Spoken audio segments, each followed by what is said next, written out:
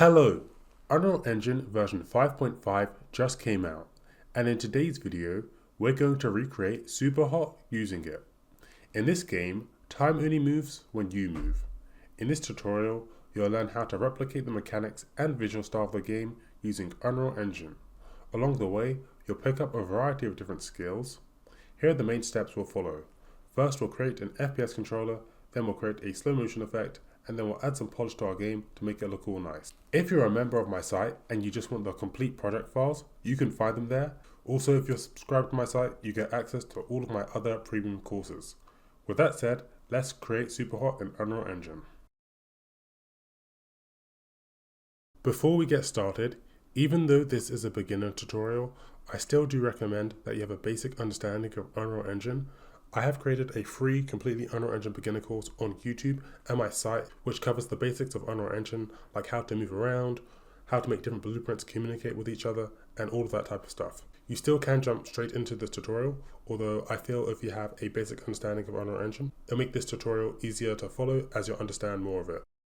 To get started, we want to download Unreal Engine. You can do that by heading over to their website, unrealengine.com, and just download the Epic Games Launcher. You'll get it when you click this button. Once you have the Epic Games Launcher, it should look something like this. And you just want to go over to the Unreal Engine tab and go over to Library. And then there should be a little plus icon here. You can click it. And then you just want to install the latest version of Unreal Engine, version 5.5. So that's the version I'm using. And then once you've done that, just click this launch button and it will open Unreal Engine. Okay, so this will open up the Unreal project browser where I can see all of my different Unreal Engine projects. We want to create a new game project. So if we go over to the game section and we just want to select first person, we're going to be using the first person template as a base because it comes with a first person character controller and a simple weapon. So just select first person and then select blueprint. We're going to be coding this entirely in blueprint, so we won't write a line of code. And then for the project name, I'm just going to call this my Superhot game. And then go create. When you open up your project, it should look something like this. When working with Unreal Engine, what I'd normally like to do is just open up my content drawer and then dock it in the layout. This will just make it so I can basically access all of the different project files in my project very easily. And the first thing we want to do is basically import the assets that we're going to use to create our Superhot game. So we're going to import some character models and some weapon models that we're going to use in our game. So to do that, if we just select our content folder, right click and then create a new folder and just call it Superhot, then double click and head inside here. And then somewhere in the description of this video, there'll be a link to some assets which you can download. Just make sure to download them if you want to follow along. And there are going to be four folders in the download folder. First, we're going to import our enemy. So if we just right click in this folder, create a new folder and call it enemy, head inside here, then head inside the enemy folder. And first, we basically just need to import this model. And then we're going to import all of the other models. The reason we need to import this model first is because this is the rig of my model. And in Superhot, there's this whole dismemberment system where if you say shoot off the model's head, the head will fall off. So what I've done is I've split up the model into 5 parts. But first, we need to import the rig. Then we can import the other 5 parts into this rig. Another important thing is when we're importing this model, because it's a low poly model, if we want it to kind of look low poly, we just need to go to search and look for compute and just uncheck this recompute normals. That'll make it so when we import this low poly mesh, it will look correct. If we don't do this, then it'll look all smooth. So I just go import and then I should be able to just drag the enemy SK. And as you can see, it looks all low poly and stuff. If I didn't uncheck that recompute, then it'd look super smooth. Okay, now that we've imported the base model, we just want to select the enemy SK chest, enemy SK head, left hand, left leg, right hand, and right leg. We can ignore this head and then just drag and import them into this folder. Scroll down, and then for the skeleton, make sure you select the enemy SK skeleton. Then go import. And then just go apply to all and select no. This will then import the rest of the meshes. And then finally, just drag and import this enemy head. This is a static mesh, so it's a bit different. Then just go import. And we're going to make it so when we shoot our enemy's head later on, it will split up into these 5 different parts. Okay, now that we've done that, create another new folder and just call it animations. And go over to the animations folder and just drag and import them all into this folder. Scroll down and go over to skeleton. And for the skeleton, we want to select the enemy SK skeleton. This will import the animations for the skeleton because these animations were made for this skeleton. We can just go import. And then I'm just going to move them to this folder. Okay, next we can go back to our super hot folder and we can just drag the MISC and the pistol folder and just drag them into this folder. And we can just import them. Go import. And then that will import all of the different models that we're going to need for our project. The next thing we're going to do is make some changes to the first person template, because if I just click this play button, it's going to play my game. And we have a character controller where the player character can move around. Although if I go here, I can pick up this gun weapon and I can shoot it. I actually don't want this. We're going to be coding our own gun system, and this will also teach you how to make your own custom gun system. So if we just select this and delete it, and then I'm just going to expand this, and I'm going to go to my first person blueprints folder, and I'm just going to delete the weapon component, this pickup rifle, and this first person projectile. We're going to be creating our own weapon. So if you just select everything, then press delete, and then delete everything. Then we just want to open up our first person character, go over to the viewport, and we just want to select this first person mesh and just delete this. I don't want any mesh at all. And now I think we have our template which we're going to work with. The next thing we're going to do is set up a weapon which our player character can shoot.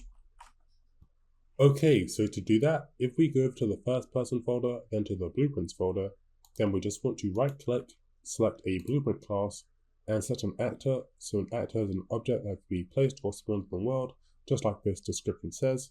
And we're going to do the same thing with our pistol weapon. So we just select it and just call this the BP_pistol. Then open it up and go over to components and go add and look for a static mesh. So here we can basically customize a bit about how our blueprint will look and how it'll behave. We just want to select the static mesh, go over to details, then go over to static mesh here, and here we can specify the static mesh about how we want our blueprint to look. If we just look for the Glock, that's a model that we imported earlier, this will be our player character's pistol weapon. And an important thing, if we just select this, then scroll down and go over to collision presets and just make this have no collision. The reason we want this to have no collision is because we're going to make our player character hold this weapon, and if it has collision, then it's going to mess up with our player character's movement. Okay, compile this and save it. Then open up our first person character. We're going to make it so as soon as the game starts, our player character will hold this pistol weapon. So if we just go to the viewport and then select the camera, then go add and look for scene. So the reason we had to select the camera first is because we've added this scene, and basically whenever the player character moves, this scene is going to move. And what we're going to do is we're going to make it so our pistol weapon will spawn into where the scene is. So for the scene, just move it so it's somewhere in front of your camera. We can adjust the position of this later. Then go over to the event graph, find some free space, and we just want to right click and look for the event begin play node. So as soon as our game runs, it's going to fire this node. And the first thing we want to do is just drag off here and look for spawn actor from class. And the actor we want to spawn is going to be the BP_pistol that we just made. And where we're going to spawn it, we can just drag in our scene, drag off here and look for get world transform. So this will basically get the position of where our scene is in the game. Connect this into here, and that's where we're going to spawn our pistol.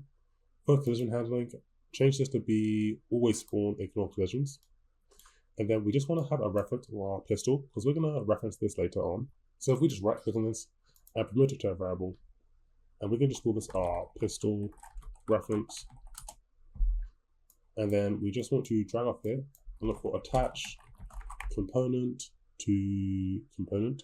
Select this one, and then just delete the static mesh and just connect from pistol ref into here, and just connect from here into here. And then we're basically going to attach this to our scene.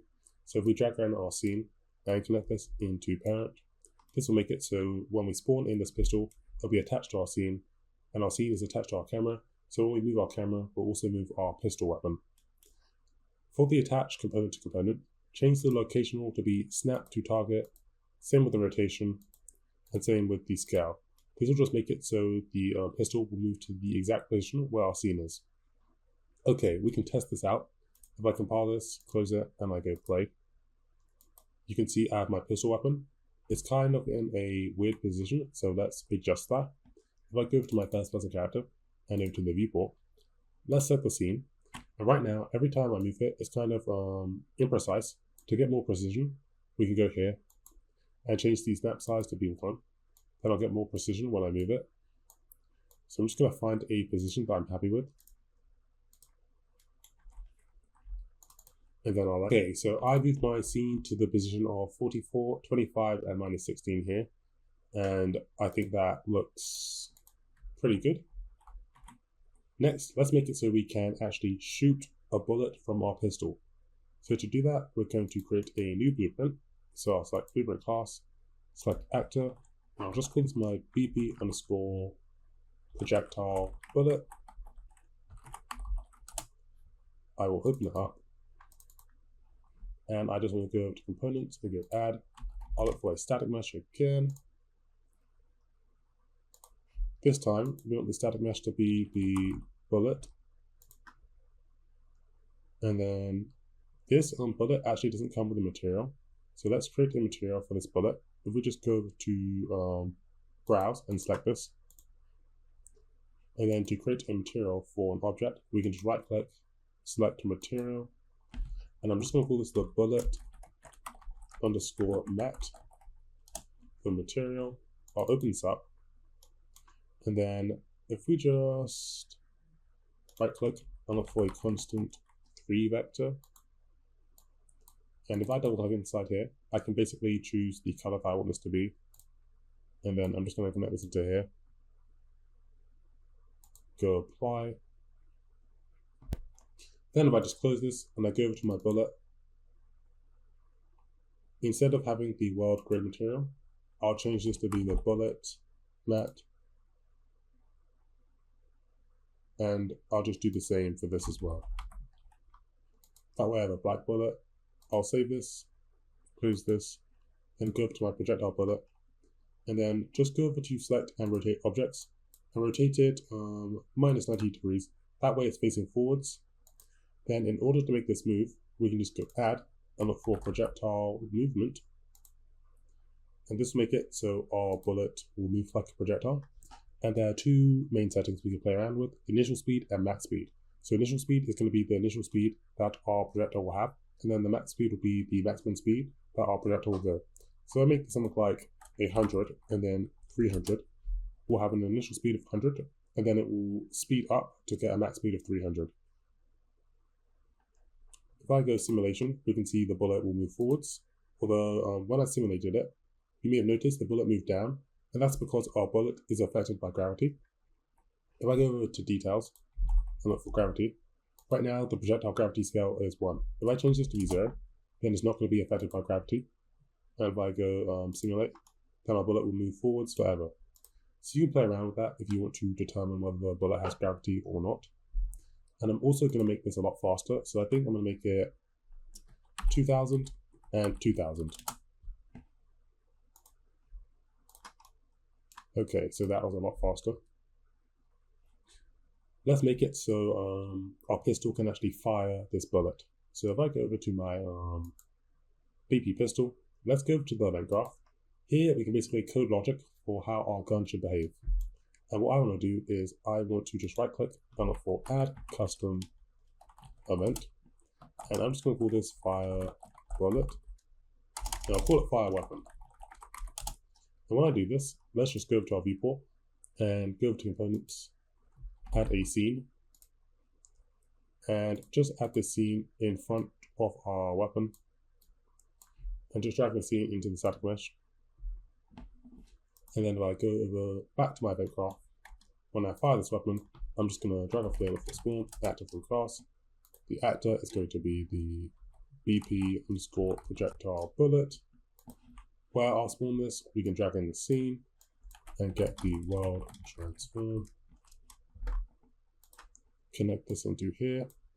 I always want to spawn this. And then we can compile this. The next thing we need to do is make it so the player character can actually shoot the bullet. So if I just close this and I go over to my input, we can actually delete this IMC weapons. We don't need it. But this IMC default has all of the different controls for my game. So right now there's a jumping control, a moving control, and a looking control. Because we're using the first person template, it already comes with things set up. So here, under enhanced input action look, I can basically use this to look around. I can use the enhanced input action move to move around, and I can use the enhanced input action jump to jump. So all of those different controls are here right now. We're going to set up a control for shooting. If I close this, the first thing we need to do is set up an action. Again, because we used the first person template, it already came with a shooting action. Although to create an input action, it's very simple. We can just right click, then select input action, and you can just call this whatever you want. So I'll call this IA underscore fire weapon. I could use this shoot, but I was just showcasing how to create one. And then we can go back to our IMC default, go over to mappings, add a mapping, and just call this the IA underscore fire weapon. Expand this, and then I want to make it so the player has to press the left mouse button to fire their weapon. So I'll just select here, then select my left mouse button, and then I'll basically change it to that key. When I press the left mouse button, it will do the IA underscore fire weapon. Next, we can go back to our first person character, right click, and look for the IA underscore fire weapon. Just expand this, and when I press the left mouse button, this starter node will fire. And what I want to do is just drag in my pistol reference, and then I just want to drag up here, look for is valid. So if I have a valid reference to my pistol, then I will drag off here and look for the fire weapons and connect from here into here. And now if I compile this and I close it, if I play my game, we can see when I press the left mouse button, it fires my bullet. Nice. Next, let's add a HUD to our screen so it's a lot more easy for our player character to aim and shoot their weapon. I actually forgot to import this with the original assets, so if we go back to the Superhot folder, right click and create a new folder and just call it UI, head inside, and in the Superhot folder there'll also be a folder called UI, head inside here and drag in the crosshair underscore T image. Once you've done that, right click on this image and go to sprite actions and apply a paper to the texture setting. This will just make the image more clear. Then go back to our first person folder and to the blueprints folder, and we just want to right click, go over to user interface and select a widget blueprint. Select the user widget, and we can just call this the widget blueprint underscore crosshair. We can open this up and then go over to the palette and look for a canvas panel. Drag this in, and with this canvas panel, we can basically design what we want our HUD to look like. We're just going to add a simple image. So I look for an image, drag this in, then go over to anchor and select this one in the middle. This will just make it so this image is anchored to the middle of the screen. Then we just want to change the image of this. So we go over to appearance and to brush, and just change this to be the crosshair texture. Go over to size X, make sure this is 100, and go over to size Y, and make sure that this is 100. Then go over to position X, and make this -50, and go over to position Y, and make this -50. And this will make it so the crosshair is directly in the middle of the screen. We can then compile and save this. Go over to our BP pistol, and we just want to right click and look for add custom event, and just call this toggle HUD.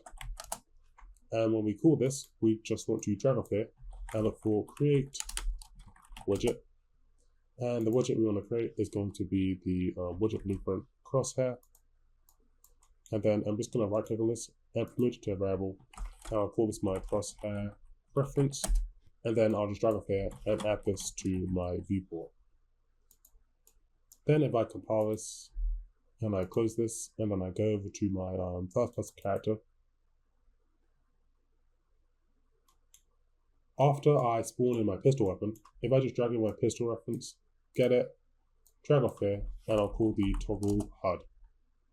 I'll connect from here to here and then compile this, close this, and now if I play my game, we can see my HUD directly in the middle of the screen. Although you may have noticed, it's not really accurate. When I shoot my weapon, the projectile is not going directly to the center of the screen. To fix that, if we go back to our BP pistol,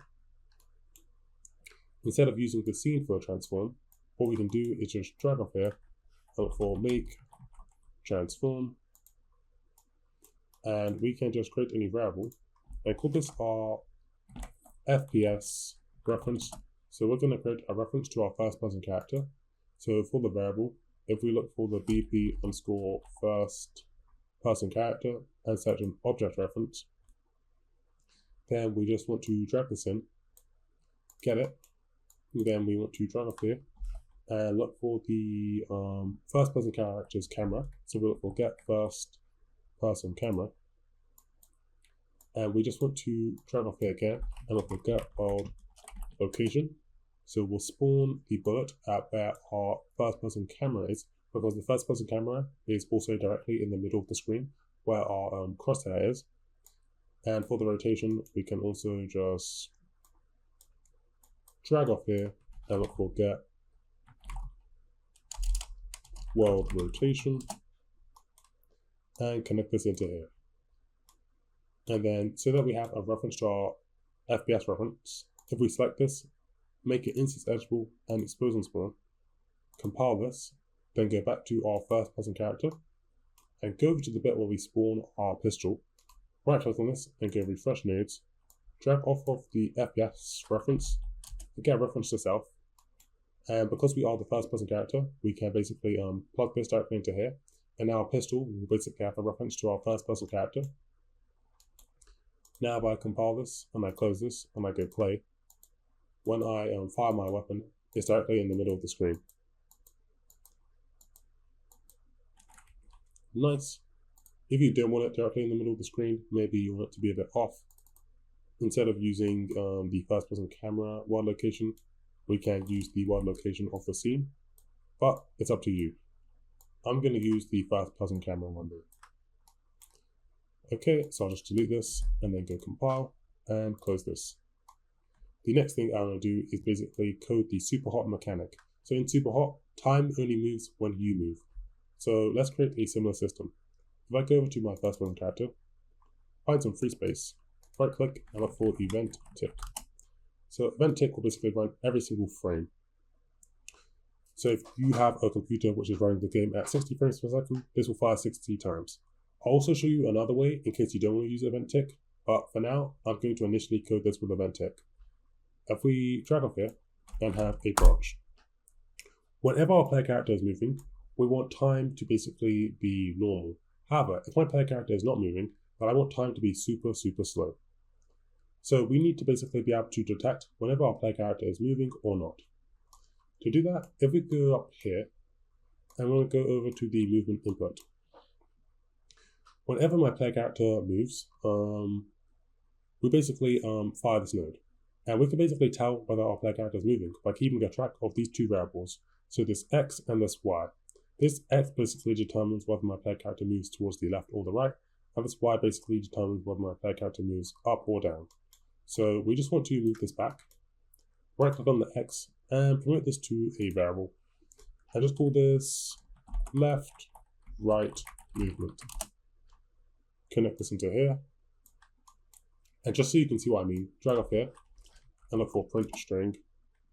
Connect this into here. And then we want to right click on the Y and promote this to a variable. Call this the up, down movement. Connect this into here. And I'm also just going to drag off here and look for print string. Connect this into here. And for both print strings, expand both of them down. And for key, type in movement. This will just make it so it only shows the print string once on the screen. Otherwise, it will show a lot of times and it can be a bit overwhelming. Connect this into here, and we can just right click here, break the link, right click here, break the link, and instead drag in the left right movement, connect this into here, and drag in the up down movement and connect this into here.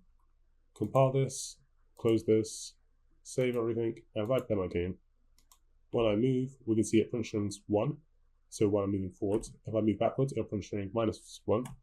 If I move towards the left, oh, I don't think I plugged it in because it's not showing. Okay, yeah.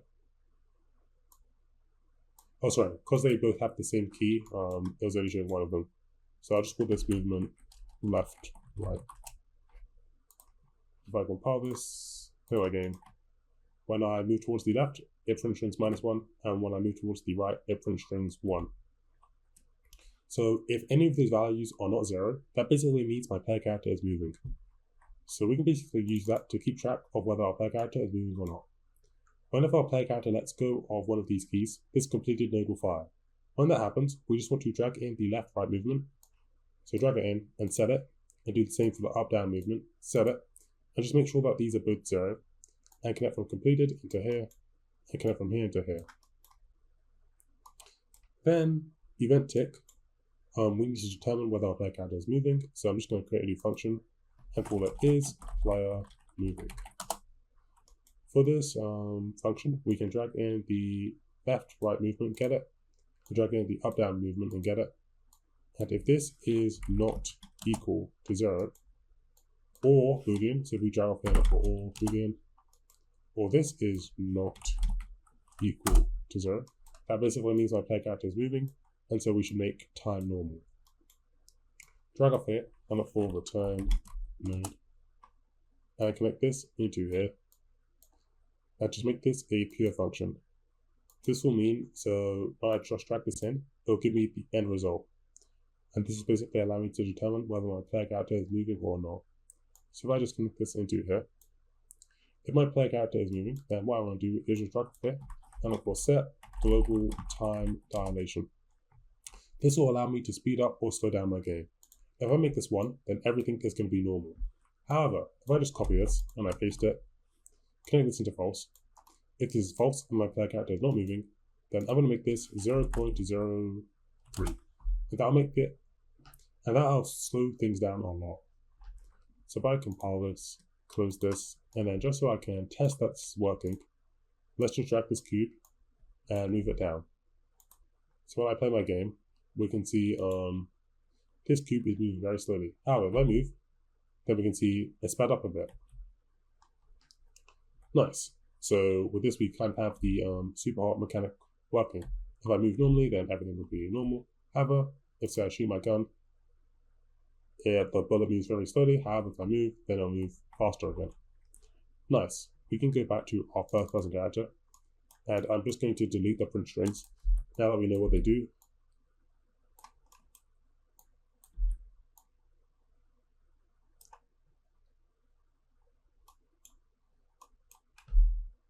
Oh, and I said I'll show you how to basically set this up without using event tick.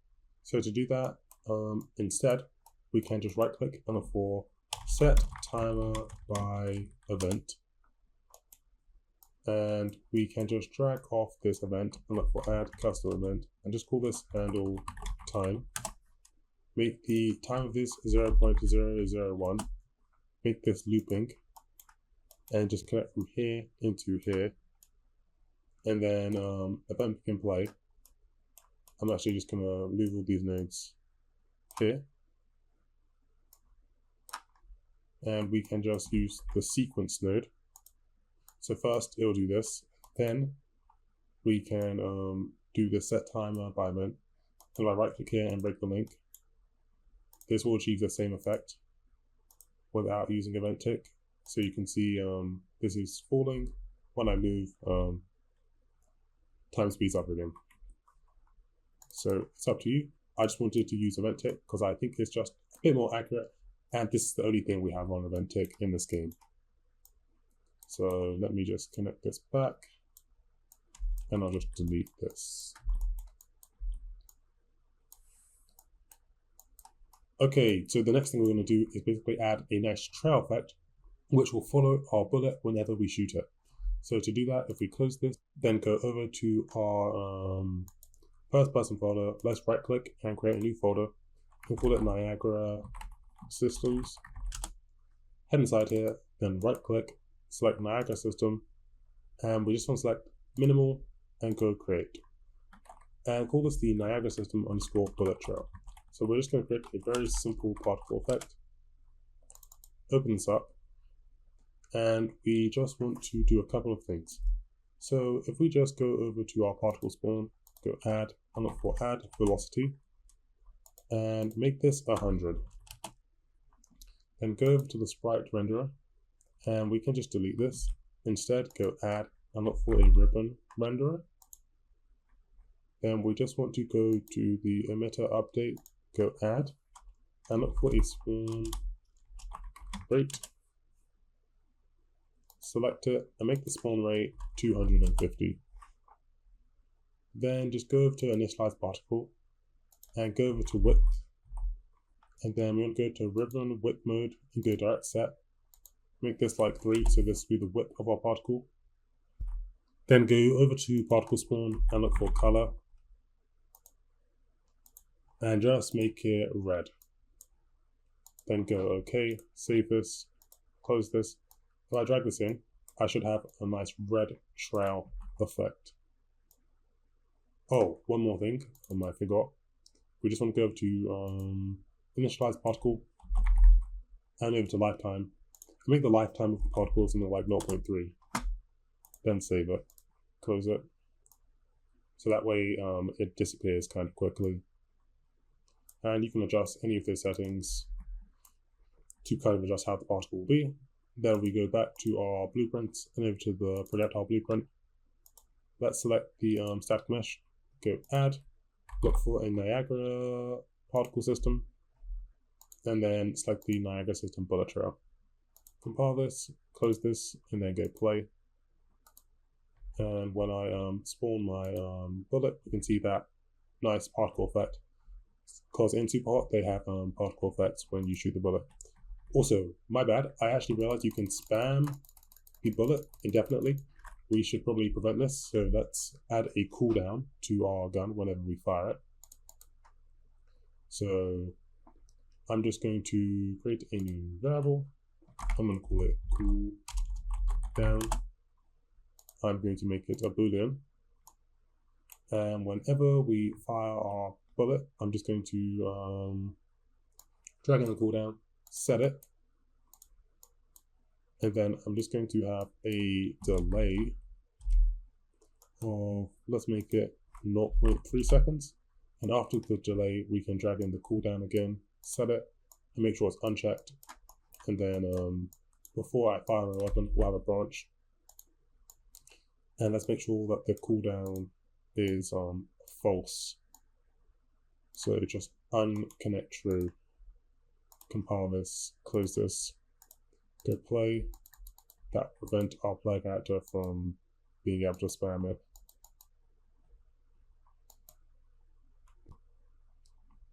Okay, next we're going to add a particle effect for when our player character initially spawns the bullet, and we're also going to add an animation whenever the player character fires the gun, just to make it a bit more clear because it's kind of static, like how it is right now. Next, let's create the gun muzzle flash particle effect for whenever our player character shoots their weapon. If we go over to the Niagara system, let's right click, select a Niagara system. This time though, select the omnidirectional burst. We're just going to be editing this particle effect so that it looks like a gun muzzle flash. So I'm just going to go create, I'll call this by Niagara system, gun muzzle. Let's open it up.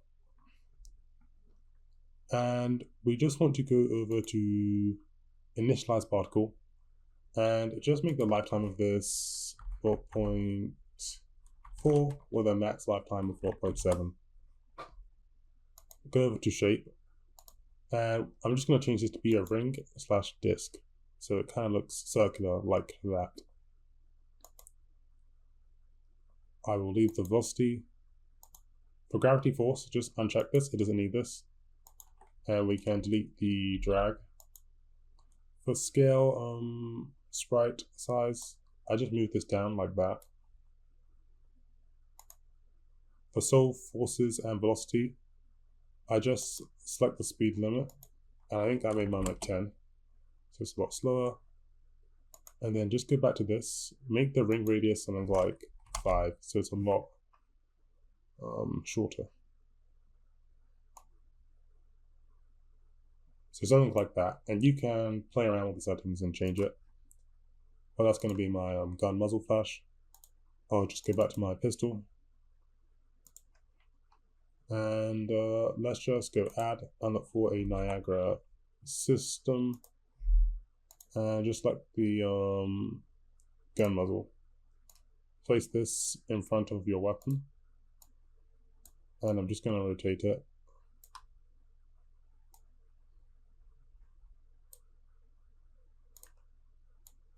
Like this. Okay, then if I go to my event graph, before I do all this, I am just going to drag up here, look for spawn emitter at location. The emitter I'm going to spawn is going to be the sorry, not this one, not spawn emitter at location. We're going to drag up here, look for spawn system at location. The system I'm going to spawn is going to be the gun muzzle. Where I'm going to spawn it, we can just drag in our Niagara. Just look for get world location. Connect this into here. Do the same with rotation. So just get the world rotation. Connect this into here. And then we connect this into here. I'm going back to my viewport and just clear this so it's nothing. Close this and go play. So when I fire my weapon, we can see there's a gun muzzle flash. Maybe I want to change where this spawns back to the scene. Let me just test it out. Because I kind of don't like it. Because that is more like accurate, but then it's not on the HUD. But I think that looks nicer. But like I said, again, in Superhot, it spawns from the middle of the screen. But it is personal preference. Okay, next, whenever I fire the gun, I want there to be a little bit of knockback. So we're going to make our gun move slightly backwards whenever we fire it. Yeah, we're going to go back to our first person character. And whenever we fire our weapon, I'm just going to drag up there, look for add timeline. And I'm just going to call this my gun knockback timeline.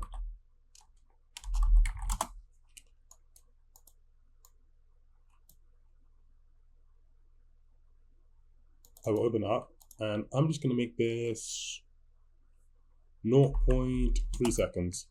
I'm going to go track, add a flow track. I'll just call this my knockback track. I'm just going to go right click, add a key. At time 0, I'll have a value of 0. I'll right click again. At time 0.15, we'll have a value of 1. Right click again, and at time 0.3, we'll have a value of 0 again. Then just click these arrows.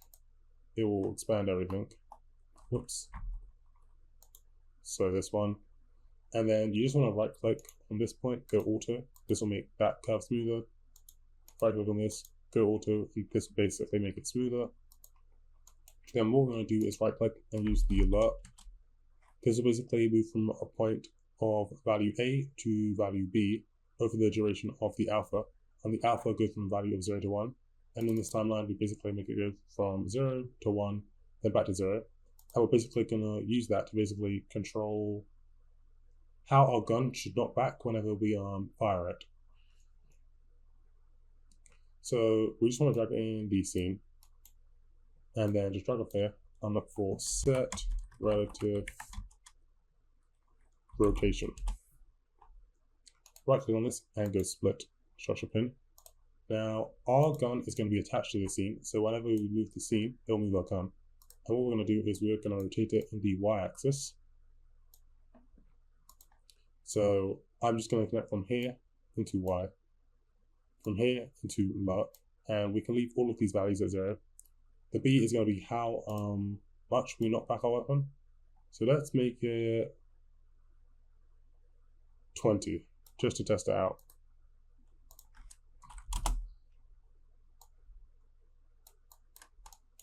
Okay, now if I compile this, close this, and I go play, you can see my gun moves backwards. Okay, to just, although it only happened that one time, so if we just go back to our first person character, just connect this into play from start. That way it will basically play this timeline from the start every time. When I hook this up to play, it happened once, although I'm just going to make this play from the start so it does it every time. Compile this, save this, then close it, then go play. And then when I shoot my gun, we can see my gun's knocked back, and then it goes normal again. Okay, nice. There's actually another thing I want to do. Whenever you fire your weapon in Super Hot, time actually speeds up just a bit. So let's implement a similar feature. If I go back to my first person character, I'm just going to right click and look for add custom event, and I'm just going to call this jump time. And what I'm going to do is I'm going to create a new variable, and I'm just going to call it jump time question mark. Whenever I call this, if you hold the control button and drag in the variable, I'll automatically set it. Whenever we call the jump time, let's just check it. Then let's have a delay of let's say 0.2 seconds, and then we'll copy this again, paste it, and then we'll make it so jump time is no longer true. And then if jump time is true, we're going to make the world speed up a bit. So let's go back to our event tick. So if our player character is not moving, then we make the time dilation 0.03. However, if jump time is true, then we're going to make the time dilation 1 again. So to do that, we can right click and look for the select it, connect from this return value into here. For the index, make it a boolean, then drag in the jump time. If you hold control when you drag in the jump time, it will automatically get it. Connect this into here, and then if this is true, we'll make it 1. However, if this is false, we'll make it 0.03. Compile this, and then whenever the player character fires their weapon, let's just drag off here and call the jump time. I'll move this backwards a bit, compile this, close this, go play. And then you noticed whenever I show my weapon, time speeds up just a bit. Okay, nice. I think I actually may make it just 0.1 seconds actually. Yeah, I think I prefer that. So just like when you shoot it. Okay, we're making good progress. The next thing I want to do is I want to make it so my player character can throw away their weapon. So in Super Hot, you have the ability to chuck away your weapon, and then of course you can pick it up again. So let's implement a similar mechanic. We'll make it so the player character can throw away their weapon, and then they can also pick it up again. Okay, so next we need to create an input for when we want our player character to throw away their weapon. If we go over to the input folder, go over to actions, and just right click, select input, and select input action, and just call this input action underscore throw. Then head back to the input folder and over to the input mapping context default, open it up, add a new mapping, and just select the IA underscore throw. Expand it, select here, and press the right mouse button. When the player character presses the right mouse button, we'll allow them to throw away their weapon. We can close this and go back to our first person character. And I'm just going to right click in some free space and look for the IA underscore throw. And I'm just going to expand it. And we're only going to allow our player character to throw away their weapon if they have a valid reference to their weapon. So if we first drag in our pistol reference, get it. If this is valid,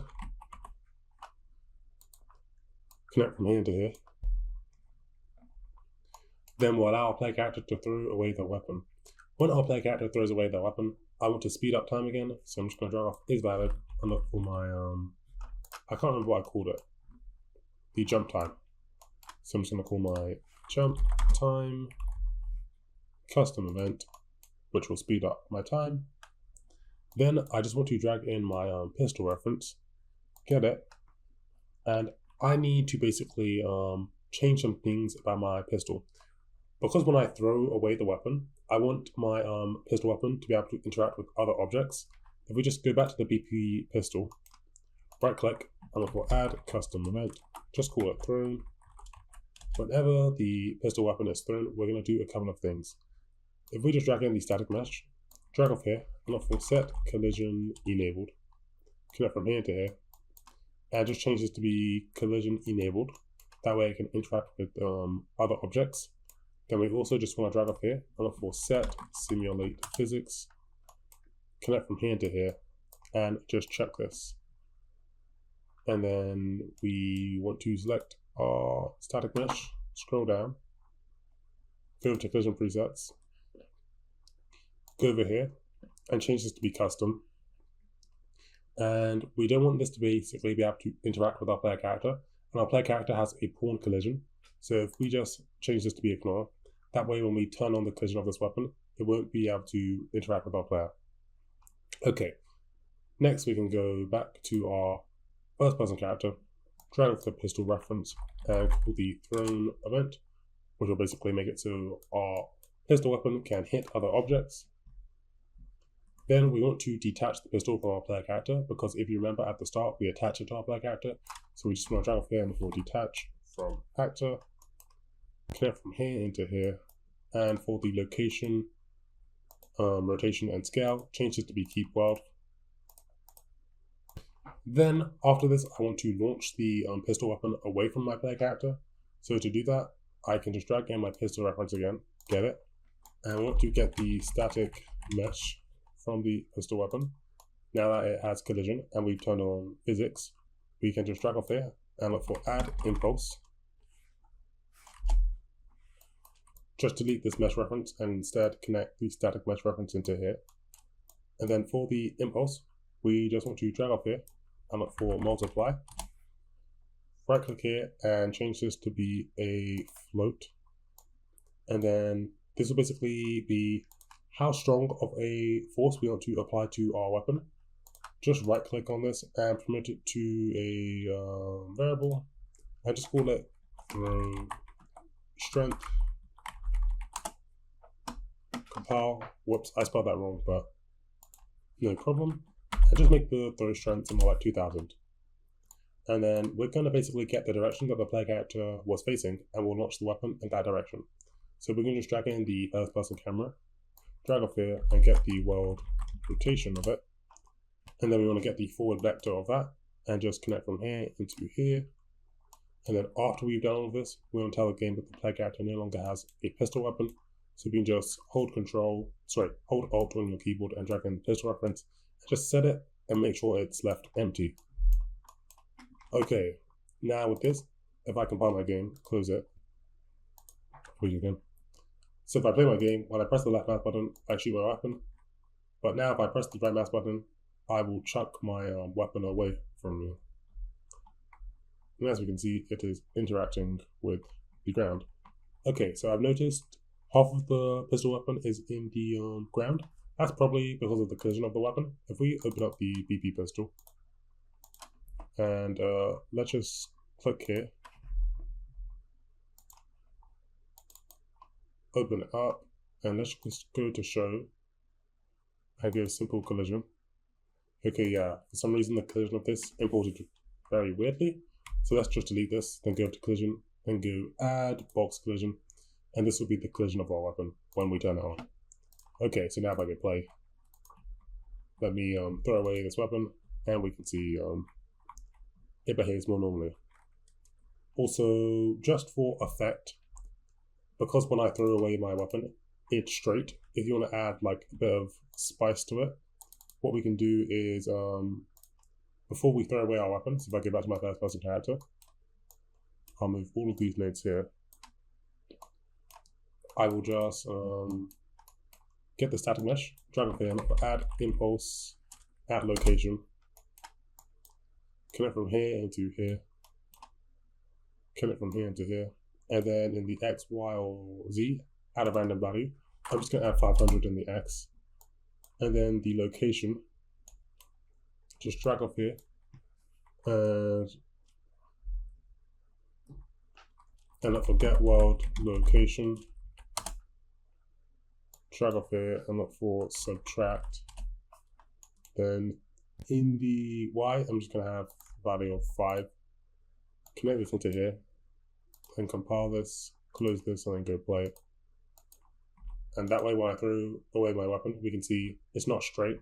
It's kind of got like a bit of force to it. Okay, nice. So with that, our player character can throw away their weapon. When I press the left back button, I can't shoot because I have no weapon. So the next thing we should do is we should make it so our player character can pick up their weapon again. So if I go back to my first person character, and let's go over to the bit where our player character fires the weapon. So here, and I'm just going to move this up a bit. If our player character presses the left pass button and they don't have a pistol weapon, we're going to basically check to see if there is a weapon in front of our player character, and if there is, then we'll allow our player character to pick up a weapon. If our player character presses the left mouse button and they don't have a weapon, we're basically going to do a trace to see if there's a weapon in front of our player character, and if there is, we'll allow our player character to pick up that weapon. So if this is not valid, drag off here and look for sphere, trace, by channel. Where this is going to start, we just want to drag in our first person camera, drag off here, and look for get world location. Connect this into the start, and then where this will end, we just want to drag off here and get the world rotation. Drag off here and look for get forward vector, and then we just want to drag off here and look for multiply. Right click here and change this to be a float. And let's just make this 350. And then we just want to drag off here and look for add. Connect this into here and connect this into end.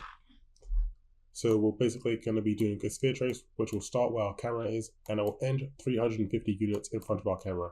For the radius of this, make this 15, and go over to draw debug and make this 4 duration. Then go compile, save this, and close it. If I play my game and I throw away my weapon, when I press the left mouse button, we can see I do that sphere trace. And when we do that sphere trace, we're going to basically check to see if there's a weapon in front of our player character. And if there is, then our player character will pick it up. So if we just go back to our first person character, we want to drag off this out here and look for break hit result. This will give us information about the actor that we hit with our line trace. We want to see if this hit actor is our BP pistol. To do that, we can just drag off this hit actor and look for cast to BP pistol. Connect from here into here. If this is successful, that basically means I have done a sphere trace on the pistol weapon. If it fails, then I'll fire off here. So this will only work if we hit something which is our BP pistol. If that's the case, then if we just go back to our BP pistol, I just want to right click and look for add custom event, and I'm just going to call this gun collected. When my gun is collected, I just want to drag in the static mesh, drag off here, and look for set linear physics velocity, and just set this to be 0, 0, 0. This will make it so there is no force being applied on our gun. And then we just want to drag off here and look for set collision enabled, and set it so our weapon has no collision. That way it doesn't interfere with the collision of our player character. Then we can go back to our first person character, and we just want to drag off here and call the gun collected. After we do this, we basically want to keep track of where the gun is in our world. So we just want to drag off here and get the static mesh. And then we just want to drag off here and look at get world transform. This will basically get the location, rotation, and scale of our weapon. and just right click on this and promote it to a variable and call it the weapon start transform. Connect from here into here. Then we want to have a timeline, so if I just drag off here, add timeline, and just call this the pickup weapon timeline. Connect this into play from start, open it up, make the time of this 0.05 seconds, add a track, add a float track, and we'll just call this the pickup track. Right click and add a key to the curve float. At time 0, we want this to have a value of 0. Right click again, add a key to the curve float. At time 0.05, we want this to have a value of 1. Click these arrows, then right click on the first line and select auto. This will just make the timeline smoother. Then we just want to drag off this static mesh and look for set world transform. So this one, and we're going to make it so this weapon will move into where the scene is. So if we just connect from update into here, then in order to make it so the weapon will smoothly move from where it is to the scene, we can just right click and look for the alert. And this time we want alert transform. The alpha is going to be here. So when this is 0, this will be A, and when this is at 1, this will be B. We can connect from here into here. For A, we can just drag in the weapon start. For B, this is going to be where our scene is in our world. So we can just drag this in, drag off here, and forget world transform. Connect this into here. And then once we finish doing this, we will tell the game that our player character has a pistol reference again. So if we just drag this in, hold control, connect from finish into here, and we can just connect from this BP pistol into here. And I'll just double click to make that a bit tidier. Then we just want to drag up here and look for attach component to component. And just delete this. If you remember, we actually did this at the start when we spawned the weapon into the player character's hand. So let me just find that. Here, yeah.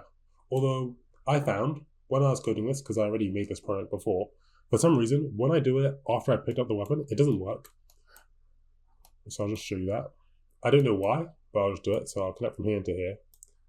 And then for the parent, just drag in the scene. I found an alternative solution, but I don't know why it didn't work, but I just want to show you. And for the location rule, change this to be snap to target, and snap to target. And we can test this out. So if I compile this, let's go File, Save All, close this. If I play my game, let me throw away my weapon. Then I'll press the left mouse button. And the weapon didn't move towards me. Oh, and I know why. Okay, so if we just go over to our BP pistol weapon, go over to the static mesh and scroll down. Right now, under its collision, we can see its trace responses. It's set to ignore the visibility and the camera channel. If I go back to my first person character, when I press the left mouse button, my sphere trace is doing a trace in the visibility channel. So we just need to make it so our pistol weapon will block the visibility channel. That way, our player character can interact with it. So now if I go play, if I throw away my weapon, it goes there. When I press the left mouse button, we can see it goes towards me. Although, like I said, it doesn't attach towards me. I have no idea why. Okay, it looks like I'm getting an error. Invalid, simulate objects. Pistol is set to simulate physics, but collision.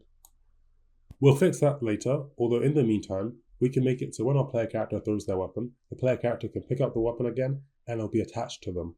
So if we go back to our first person character, instead of attaching the pistol reference to the root component, we just want to delete this, drag off here, and get the static mesh of the pistol and attach this to our scene. Now if I compile this, close this, and I go play, if I throw my weapon, I can then go over to it and pick it up, and then it'll be attached to me. Okay, so I found a solution to the error message I was getting. If I just open up the BP pistol, I don't think it liked the order I was doing it in. So what I did is, instead of setting the collision to no collision and then turning off the simulate physics, we're going to turn off the simulate physics first and then turn on the no collision. So right click here, break the link, right click here, break the link, right click here and break the link. Swap these two around, connect from here into here, here into here. The target is going to be the static mesh, here and here, and then we can just right click and break the link here. Compile this, close it. If I go play, if I throw away my weapon, and then I go here, I can pick it up, and then it'll go be returned to me, and I don't get an error message anymore. Okay, if I just go back to my first person character, now that we know how this works, I'm just going to change this to be none. That way we can't see it. And now we've set it up so our player character can throw their weapon and also pick it up. So I actually found two issues. I found when I spam my pistol weapon, the gun will always move backwards even though I don't always shoot. And I found when I throw my weapon, if I go to pick up my weapon twice, it will freeze the gun and break it, and then I get a bunch of errors. So let's go over how we can fix these. For the second issue, to fix it, it's very easy. If we just go over here, on our hit actor, we just want to drag off here and look for is valid. So only if we have a valid reference to the gun that we hit, we will do all of this. For some reason, when we press it twice, it causes the cast to fail, and then it causes all those errors and breaks the whole system.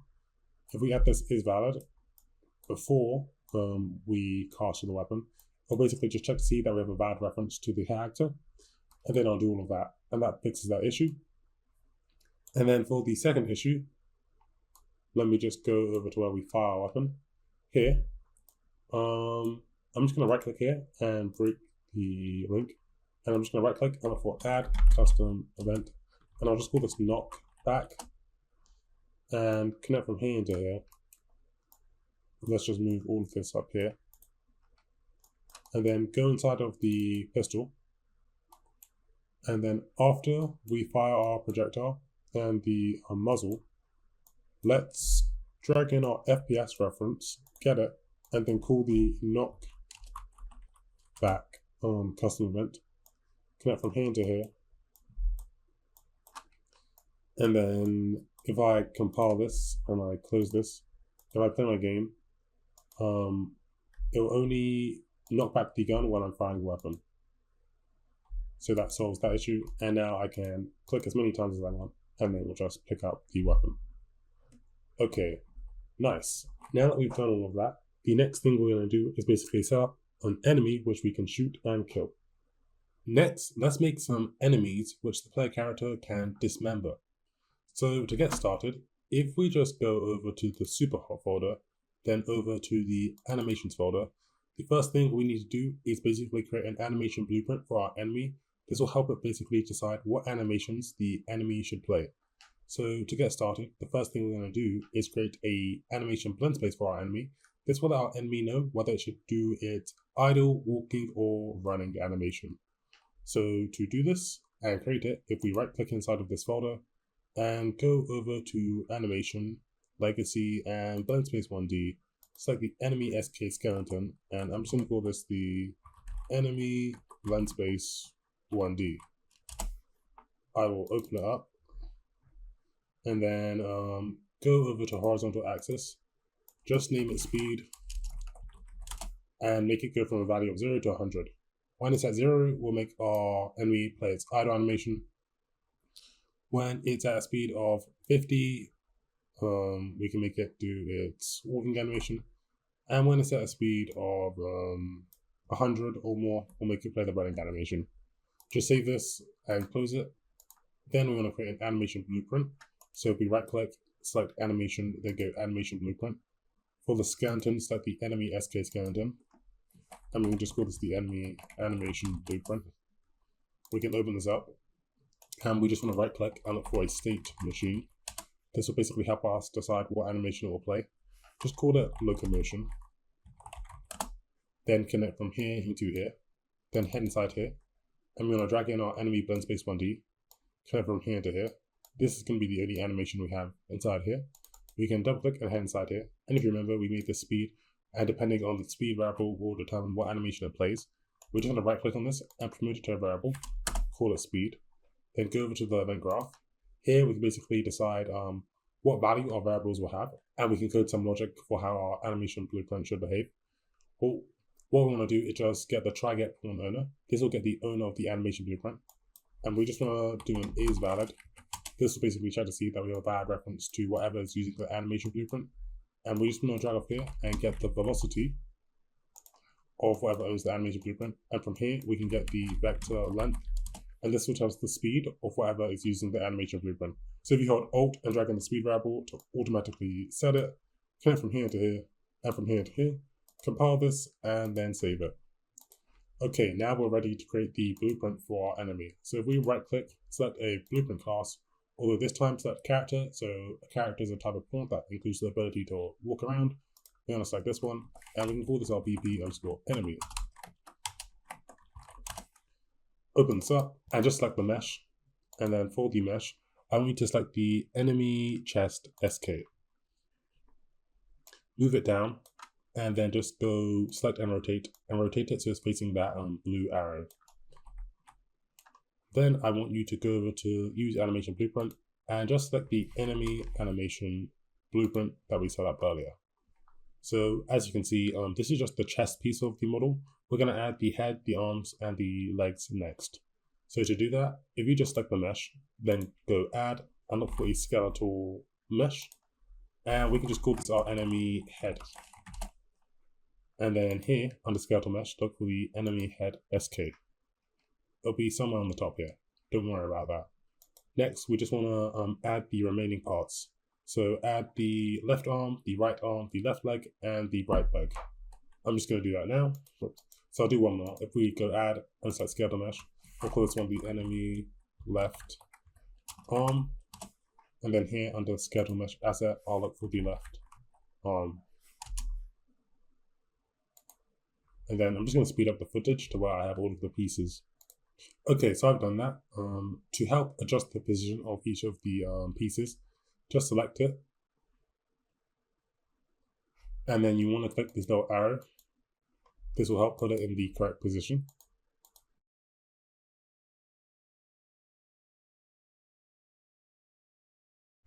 And then in order to make sure that these are animated, just select the mesh, then go over to the construction script, drag it in, then just drag up here and for set leader pose component, right click here and break the link and actually just connect this into the new leader bone component and from the construction script into this. So the construction script will basically load all of the events before our game has even started, and we just want to drag in each piece of our enemy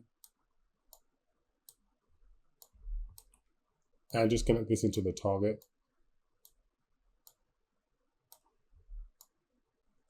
Go compile. Then if we go back to our viewport, this will make the pieces follow. So it looks like I forgot to add a piece. The right arm. Okay, so just add all the pieces. Then your enemy should be looking good. Next, I want to make it so when I shoot different pieces of the enemy will basically blow off. So I want to make it so when I shoot the enemy's head, its head will fall off. Same if I shoot the leg or the arms. So let's first set up what will happen when we shoot the enemy's head, because it's slightly different.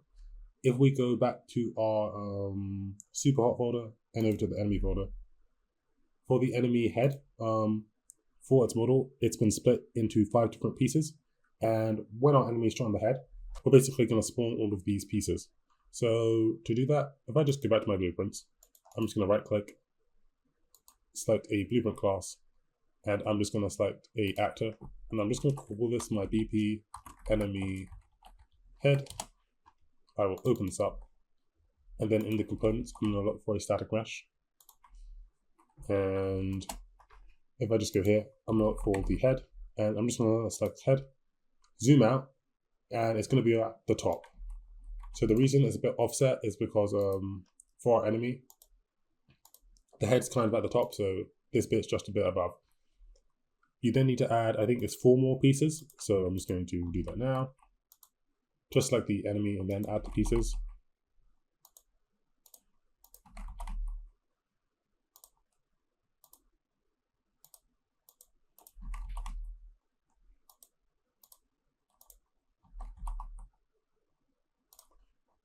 Okay, for the second piece, I'm going to make it the head 01, then the head 02, and then the head 03, and then the head 04, and then there's actually one more piece, and that is the head 05.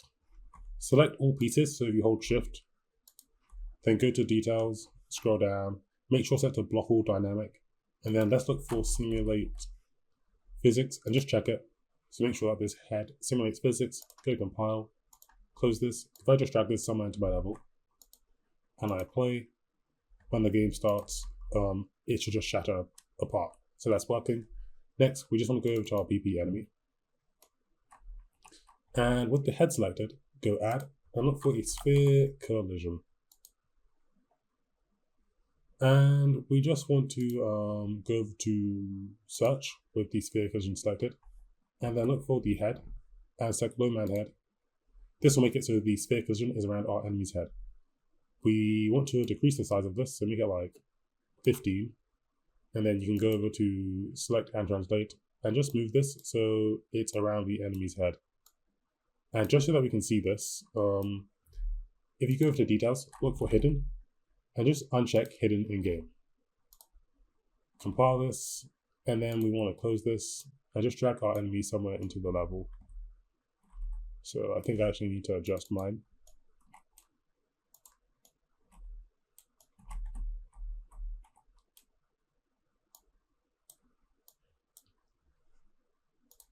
And we just want to select the sphere, scroll down, and we want to make sure that generate overlap events is true. Scroll down and go over to on component begin overlap. We're going to check to see if this overlaps our bullet. So if we just close this, then go over to the BP projectile bullet, select it, then go over to details and look for a tag. Go add element and just give this a tag called bullet. Compile and save, then go back to the enemy blueprint. We want to check to see if this ever overlaps another actor which has the tag bullet. So look for actor as tag. If that tag is bullet, make sure it's spelled exactly the same, otherwise it won't work. So you can just copy this to be safe. And then if this is true, then what we're going to do is we're going to have a do once. So if we drag a thing for do once, this is basically just fire once. And what we're going to do is we're first going to get our enemy head, drag off here, and for set visibility, and just leave it unchecked. This will make it so it will hide the mesh. So if I select here, and I go to details and look for visibility, when this is unchecked, it will hide it. Then what we're going to do is we're just going to drag off here and we'll spawn actor from class, and we're going to spawn the enemy head that we made earlier.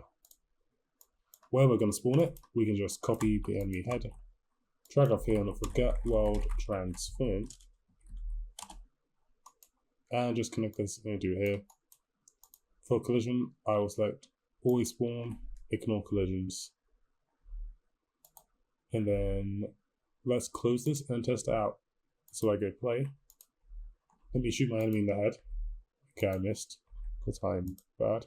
So you can see when I hit the enemy in the head is hidden and then it spawns that mesh. Our enemy is just standing there. When our enemy is hit in the head and dies, I want it to ragdoll. So if we just go back to the enemy, I'm just going to right click and look for add custom event, and I'm just going to call it enemy death. When our enemy dies, let's just drag in the mesh, then just drag up here and look for set collision by profile name. And here under in collision profile name, type in ragdoll. A ragdoll is a type of collision profile. So if I just go here and I go over to collision presets. Ragdoll is one of them, so we're just setting it to Ragdoll, and then when it's Ragdoll, we can just drag off our mesh, and look for set simulate physics, connect from here to here, and just check simulate, then go compile, and if I go here, after we spawn the enemy head, we can just call the enemy death, because the enemy will be dead. And if I compile this, go close, and I go play. Let me shoot the enemy in the head. I keep missing. Okay, so when the enemy does that, we can see it ragdolls. The ragdoll is kind of weird. So if we just go back to our enemy, I made us import this enemy first. So this is the enemy SK physics asset. It uses this when it ragdolls. So what we're going to do is just select the mesh and look for the physics asset override, and just select the enemy SK physics asset. Compile this, and this should make it look better when it ragdolls. Okay, yeah, so that makes it look better. When our enemy dies, I can still interfere with its collision. So I am just gonna set its capsule collision to nothing when it dies. So I'm just gonna drag up here, set collision enabled, and I'll make it no collision. That way I can walk over it. And then another thing, just for effect, I'm gonna create a particle effect which will spawn whenever our enemy dies. So I'm just gonna right click, select Niagara system, select omnidirectional burst, call it Niagara system underscore enemy death. And for this, I'm not going to do anything. The only thing I'm going to do is we're going to change the color of it to be red. So if I go over to particle update, I think I can add a color. Sorry, it's in particle swarm, I think. Add color, yeah, color, and then just make this red, because our enemy is red. Then when our enemy dies and it's shot in the head, I will also just drag up here and look for spawn emitter, sorry, spawn system at location. The system will be the enemy death, and the location will be wherever the enemy's head is. So I'll just drag up here, get world location, and connect this into here. Compile this, close this, and go play. And let me shoot the enemy in the head. And we can see dies, and it plays our particle effect.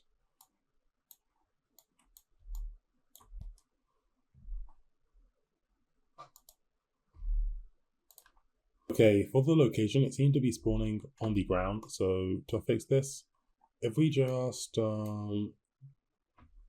drag in our mesh, then just drag off here, and we'll forget socket location, connect this into here, delete this, and if we just select the sphere, if you remember, we attach it to the low man head. Just copy this bone, paste it here, compile this, close this, and then if I go play, when I shoot the enemy, it spawns in the head, in the correct position, and then my enemy ragdolls. Okay. Nice. The next thing I'm going to do is set up dismemberment for the other parts of its body. Now only the head splits like this, but for the other parts, we can basically make it, remove it and then spawn its arm or something.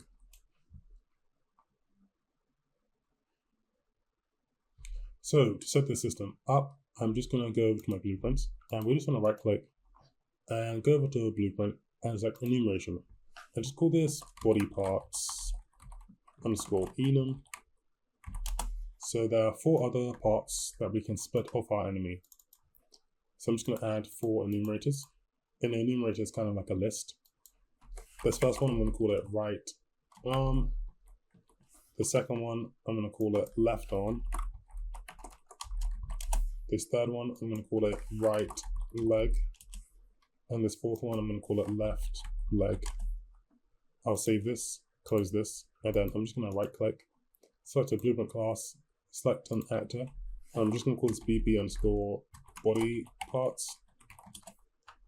Open this up, go add, and look for the skeletal mesh. And for animation, we want this to use the enemy animation blueprint. And then you can just add any part, like the, sorry, not the head, the left hand. If I scroll out, then we should see the hand doing the animation. We then just want to go over to our construction script, create a new variable, and just call this body part. Go to variable type and change this to be the body parts enum. Drag it in, get it, then just drag it down for a switch on body part enum, and connect from here to here. If this is the right arm, then we just want to drag in the skeletal mesh, drag off here, and look for set skeletal mesh asset, and just select the relevant part. So I want this to be the enemy right hand. And we just want to do the same for the left arm, right leg, and left leg. So I'm going to paste this 3 more times. Connect from here to here, here to here, here to here. For this one, I want the left leg. For this one, I want the, sorry, not the left leg, the left arm. This, I want the right leg, and this I want the left leg.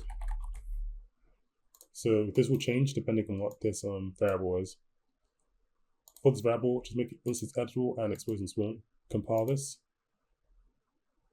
close this, and we want to go back to our BP enemy, and then try adding collision spheres to each of the relevant parts.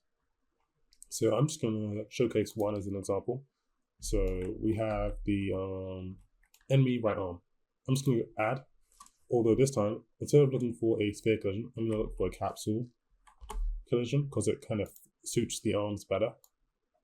And we just want to go parent and look for the arm bone. So just look for lower man, left arm bone. By the way, if you don't know what I'm parent to get to, if I just go here and I go search, this model basically has a skeleton with all of the bones, and I'm basically just attaching it to specific points on the bone. So that's what I'm doing there. So let's just select the sphere, and I've attached it to the left arm. I'm just going to click this arrow. This will reset the position of it. And let's just adjust the half height and radius. And I'm also just going to move it like that. Maybe I'll make it a bit thicker. And I'm just going to adjust the position of this. And again, just so that we can see this, look for hidden game. Uncheck this. Scroll down. On component begin overlap. I am going to just copy all of these nodes, paste them again, and then I also want to copy this bit. I should have actually copied everything.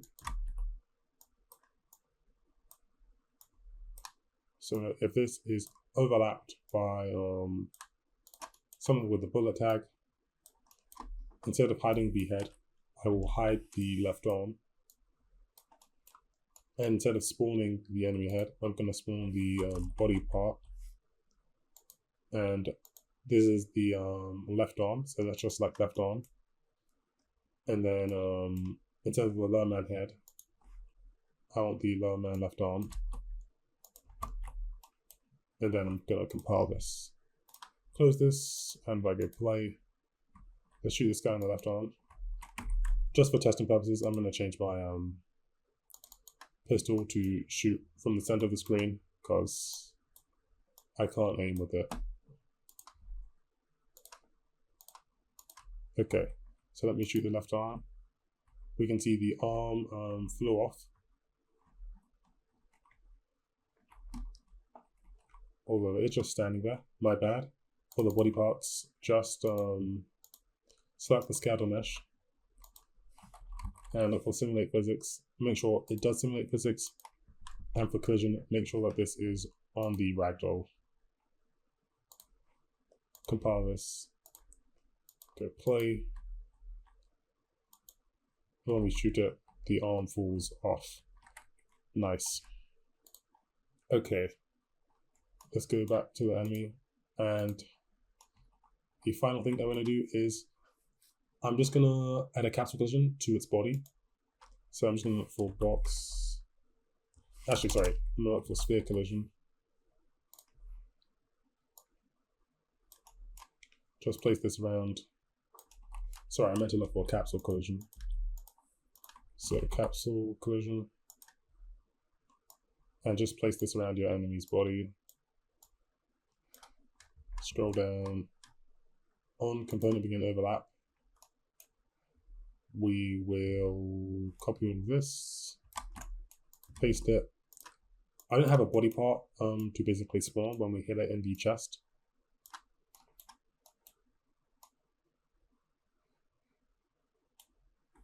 So we're not going to hide the visibility of anything, so we can just delete this and delete this. But we can spawn a particle effect on the enemies. If this has a spine bone, okay, yeah, lower man spine. So let's select lower man spine 2. I'll just copy the name of this,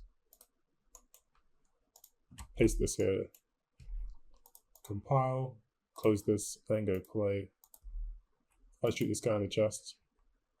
He just ragdolls and we can see that particle effect. Okay, nice. So with this, we set up an enemy which we can shoot and dismember. So the next thing we're going to do is make it so the enemy can shoot at the player. So before we do this though, if we go over to our enemy and open up its skeleton, set the skeleton, go over to preview animation, and find the A_man idle animation. Pause it, just expand here, and then just look for your enemy's right hand. Right click on it, then go add socket, and just call this the weapon or pistol. This will be where our enemy holds the pistol weapon. Right click on this and go add preview asset and look for a pistol. Sorry, the Glock. And just edit this, rotate it, move it inside of your enemy's hand. It's a bit big, so just go over to select and scale and scale it down so it's an appropriate size, like this.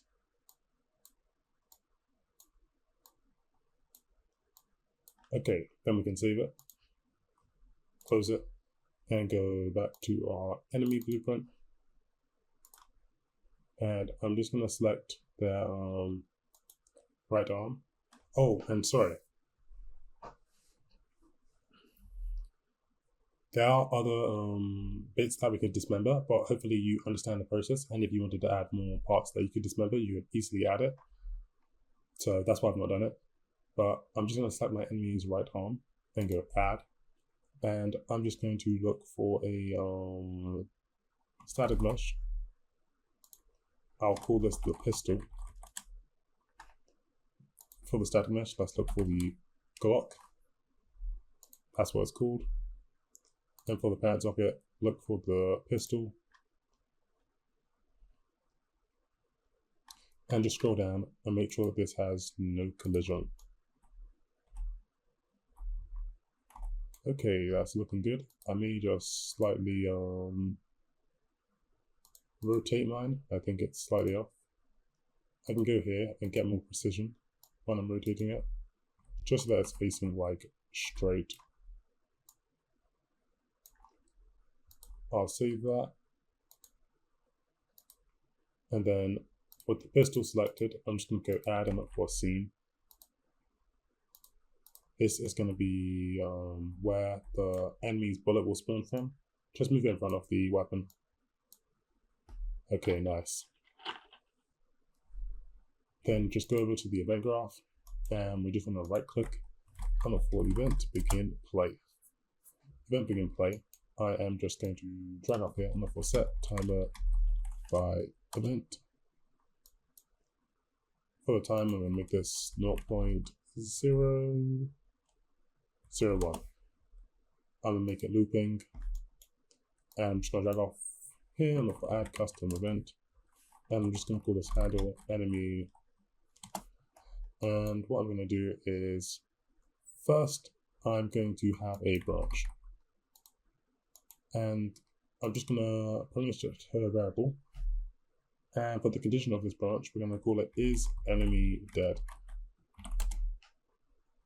If this is false, then we're going to do two things. So I'm going to drag off here on the for sequence. First, I'm just going to drag off here for AI move to, and I'll make my AI move towards my player character. So to do that, event begin play, I'm just going to right click and I'll forget player pawn, right click on this and promote it to a variable, and just call this player. So this will basically just let our enemy know what the player is, and then we can just drag this in, get it, and connect this into here. And for the acceptance radius, this is how close the enemy needs to be towards the player before it stops moving.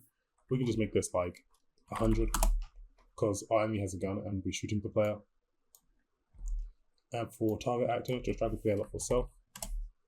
Then I want to make sure that the enemy is always facing the player character. So to do that, we can just drag off here and look for the find. Actually, we want to look for set active rotation, and we'll set it so our enemy is facing our player character.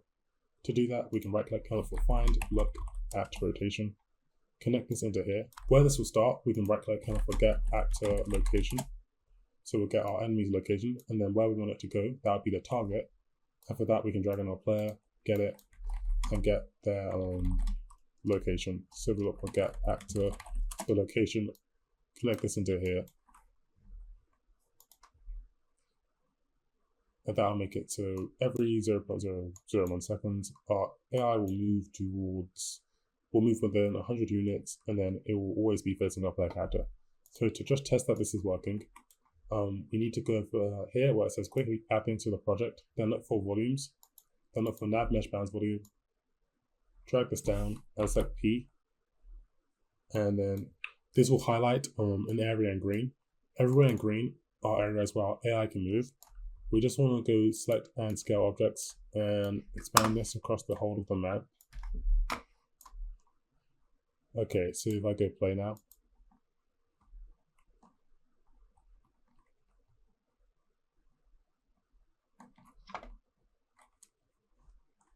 okay, then if we go over to our enemy, make sure that this is set to false. And we also just want to go over to the enemy depth. Whenever we kill our enemy, just drag in the enemy depth and make sure it's set to true. Now if I compile this, close it, when I go play, we can see my enemy is facing me. If I move more than 100 units away from it, it should move towards me.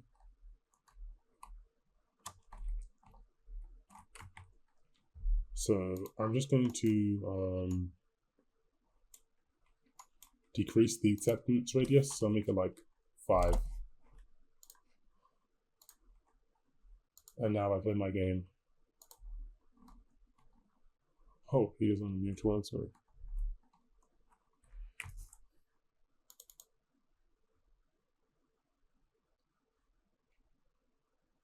Sorry, that's my fault. It doesn't want to move towards me because I mixed these two the wrong way around.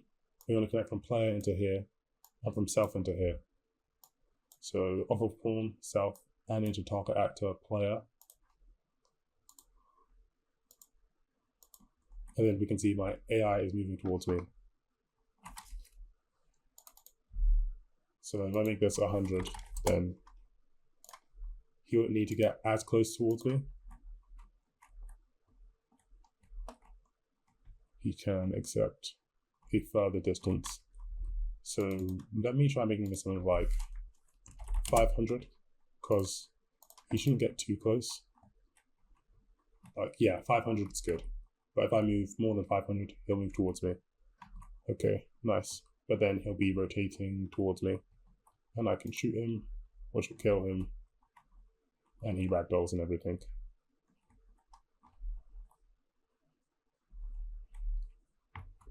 Okay, next we should make it so the enemy can actually fight back and shoot bullets at me. And if it shoots bullets at me, we'll just make it so this level will restart. So to set that up, if we go over to our BP enemy, and I'm just going to right click and look for add custom event, and I'm just going to call this shoot weapon. We'll allow our enemy to shoot their weapon if they're not dead.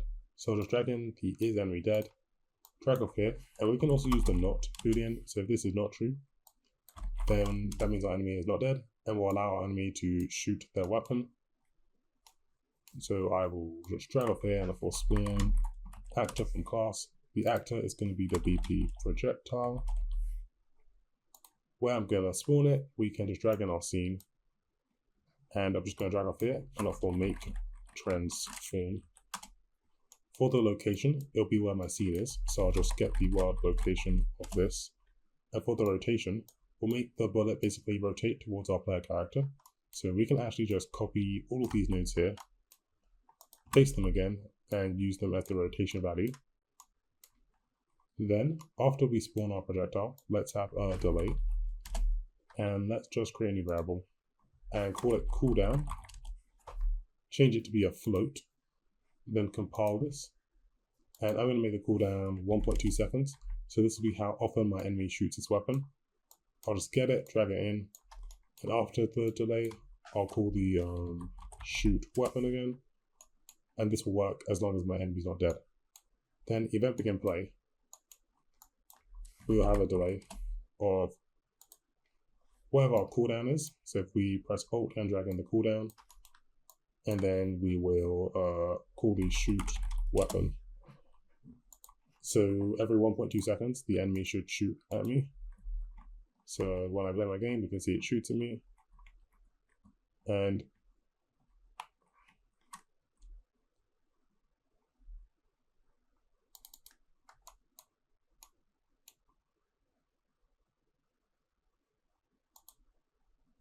don't include that. Let me redo that. So now when I play my game, every 1.2 seconds, the enemy should shoot a projectile at me. Just to make it a bit more clear when the enemies shot a projectile at me, we're just going to add and spawn a particle effect. So I'm just gonna go to where the scene is, go add, and look for a Niagara particle effect system. Let's move it in front of the weapon.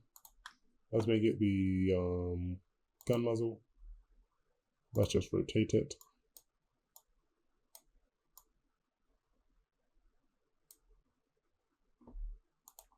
Okay, and I'll move it up a bit. And I'm just going to clear it. Whenever I fire my weapon, I'm also just going to drag off here and look for spawn system at location. The system will be the gun muzzle. And for the location and rotation, I can just drag in where my Niagara is. And I'll forget world location. Connect this into here. And then I'll just get the world rotation. And connect this into here. Compile this, save it. And now if I play my game, you should have noticed that whenever it's shot, there's a gun muzzle. That just makes it a bit more clear that the enemy is about to shoot at you. Nice, and I can shoot at them and kill them. When our enemy is killed, we should make it launch the weapon towards us, because that's what happens in Super Hot. So we'll create a similar system. If I open up my enemy, I'm just going to right click and look for add custom event. I'll just call this launch weapon towards player. And what I can actually do is, if I go over to my first person character, let's go over to the bit where we launch the weapon, because it's going to be pretty similar. So what I'm going to do is I'm just going to copy all of these nodes from the gun thrown bit. And I'm just going to go back to my enemy, paste it. And when I launch my weapon towards my player, the first thing I'm going to do is I'm just going to get the enemy's pistol, and I am just going to destroy this component. Similar for destroy component.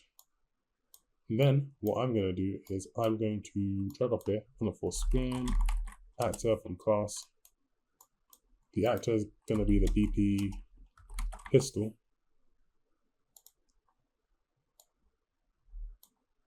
Where I'm going to spawn it, I'm just going to get wherever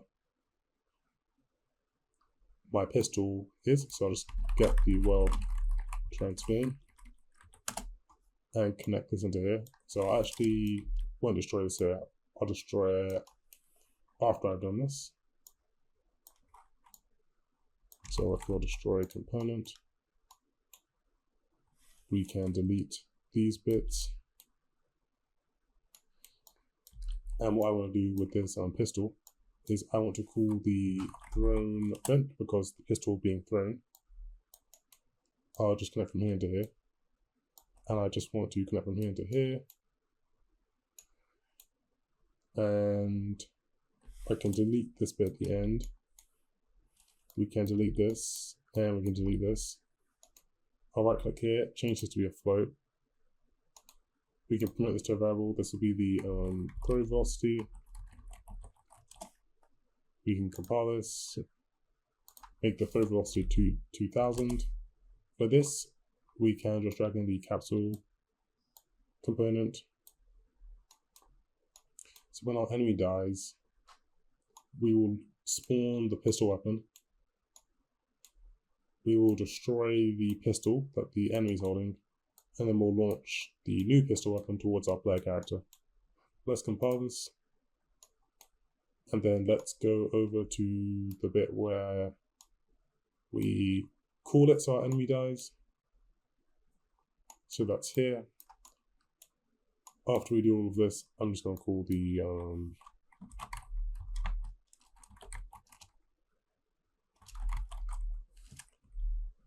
I will call the launch weapon towards the player.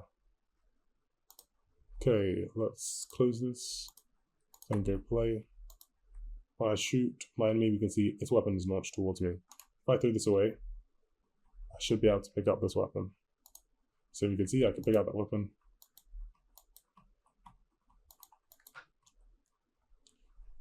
And I can't fire it. Oh, I know why. That's because this needs a reference to our first person character. So if I just go back to my BP enemy,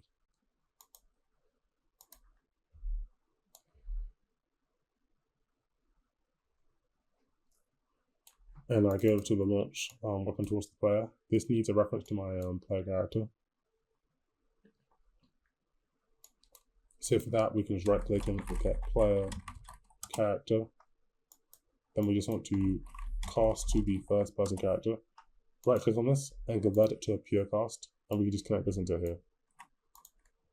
Compile this, close this. If I go play, let me throw away. Actually, I need my weapon, so let me just shoot and kill this enemy. I'll throw it away. Then let's pick up this new weapon, and I can fire it and all that good stuff. Okay, nice. Oh, I also want to make it so I can kill my enemy by throwing the weapon at them, because you can do that in Super Hot. So let me just go to my BP pistol, and I'm just going to give this the tag. So I'll add an array, and I'll give this the tag of bullet, and I'm just going to go add and give this a sphere collision. We want to drag the sphere collision into the static mesh, go to the viewport so we can see it, scroll down, make sure that this can generate overlap events. So if I go play, I should have to launch the pistol weapon, and when I launch the pistol weapon, that also damages my enemy. Okay, so when I shoot the enemy or throw my weapon at them, it will kill them. Okay, nice. Okay, so I'm getting this error message. I know why. Basically, it's saying this is already destroyed. Because I think I shot my enemy multiple times, it was calling this event multiple times, and this was already destroyed, so it's basically getting an error. So it's basically getting an error saying it's accessing nothing, trying to reference this. So you know what? I think I'm just gonna drag off here, look for set visibility, and I'll just make this hidden so we can't see it. And so that this isn't called multiple times, I think I'm just gonna call a do once here. Compile this, close this, then go play. If I throw my weapon, okay, so I missed. I'll throw my weapon. Think I missed again. Okay.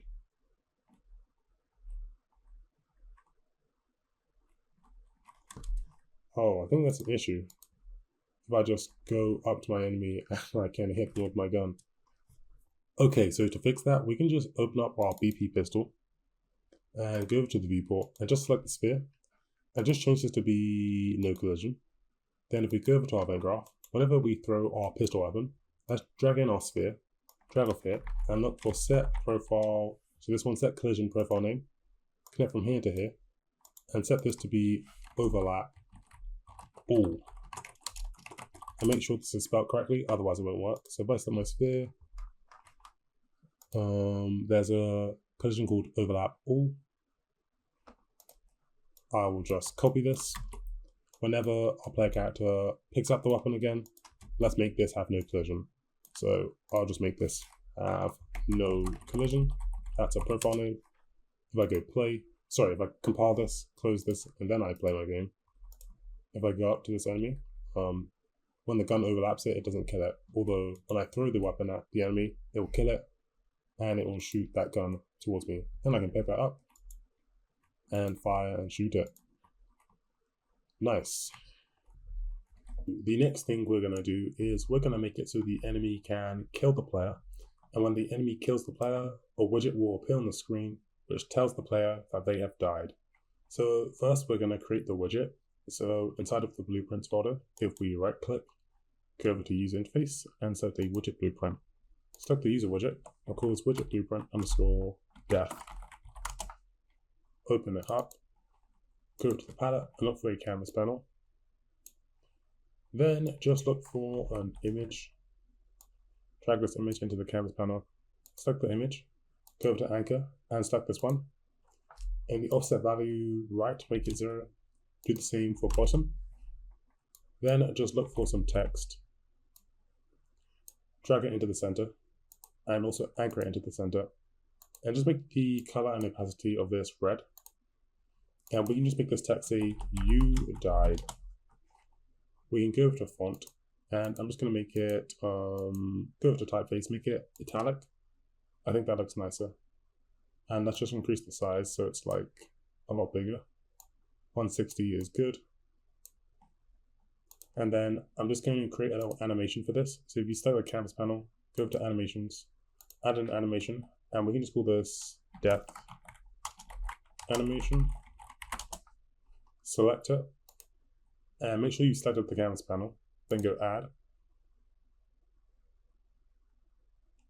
And then we just want to select canvas panel here. Select it, and then just go track, and track the render opacity. Make this 0, this will hide everything.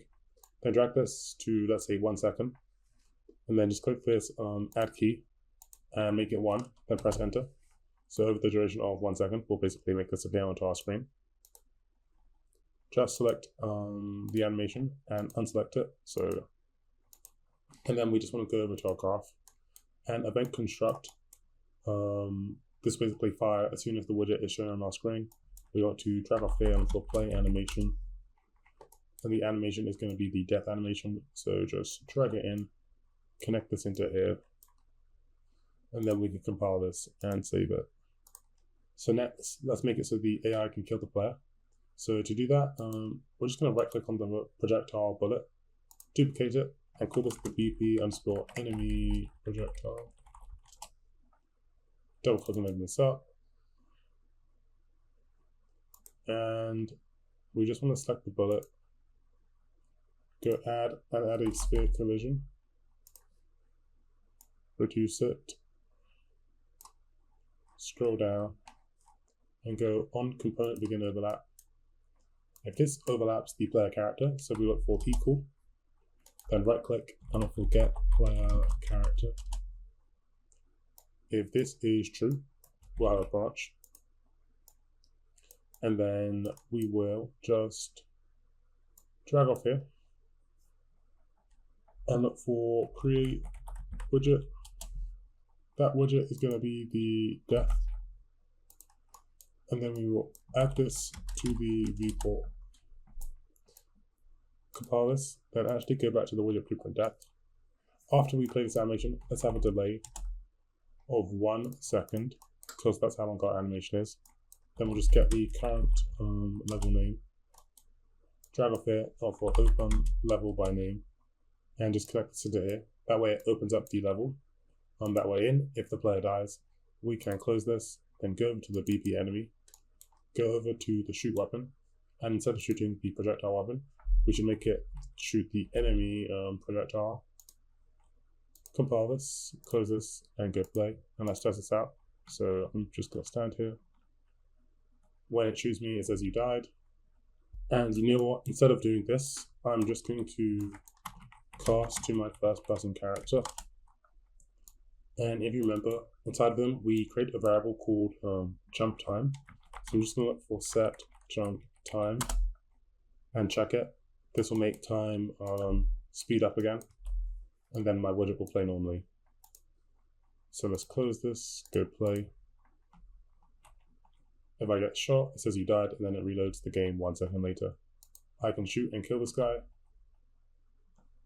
Oh, and I can, oh, that bullet just hit me, that's annoying. Okay, so I killed him successfully that time. Next, I want us to design a level. So in Superhot, everything is white, and it kind of makes the game look a bit nicer. So we're going to create a Superhot inspired level. So I'm just going to go over to File, select New Level. I'm going to select a basic one, go Create,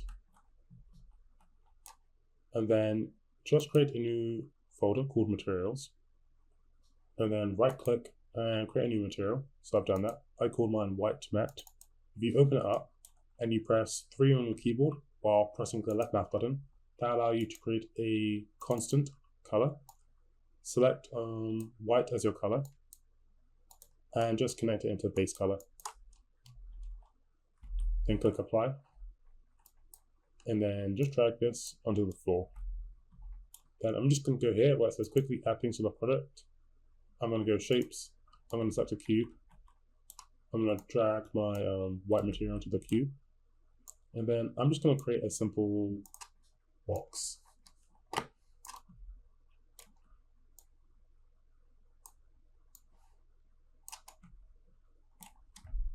So something like this. Quick tip, if you press Alt whilst you're holding something, it will quickly duplicate it. So I'm just going to quickly design a level. Also, quick tip before I design the level, if you go over to the Superhot folder, there's this MISC folder, and there are these 3 models. If you just go into each model and give it the white material, and then you can place these around your level. So I'm just going to do that now.